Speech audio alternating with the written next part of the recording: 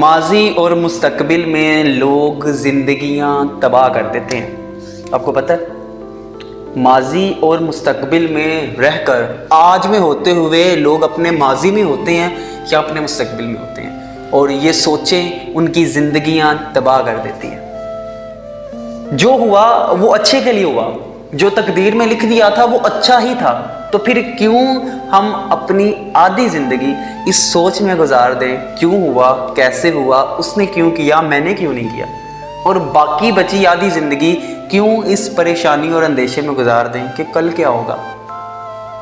जो हुआ वो अच्छे के लिए हुआ था, जो भी हुआ, अगर वो अच्छे के लिए नहीं हुआ, अगर कुछ बुरा है तो उसने हमें सबक जरूर सिखाया होगा।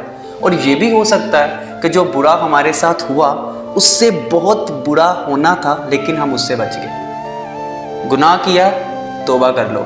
हमारे नबी सल्लल्लाहु अलैहि वसल्लम ने भी हमें ये सिखाया, काश मत कहो, बल्कि अल्लाह की तकदीर पे भरोसा रखो। हमें अल्लाह के फैसलों पे भरोसा होना चाहिए। हम अल्लाह को तो मानते हैं, लेकिन अल्लाह जो करता है अच्छा करता है, फिर ये नहीं मानते। ना हमें माजी की फ़िक्र की ज़रूरत है, ना मुस्तकबिल की। हाँ, फ़िक्र करनी है तो अपने आज की करो, जिस पल में तुम ज़िंदगी गुजार रहे हो, इस पल की फ़िक्र करो। अल्लाह माजी माफ़ कर देगा, माजी में जो किया माफ़ कर देगा। आपने मुस्तकबिल की जो भी सोचा, अल्लाह आपका मुस्तकबिल भी साफ़ कर देगा, लेकिन हिसाब हमने आज का देना है।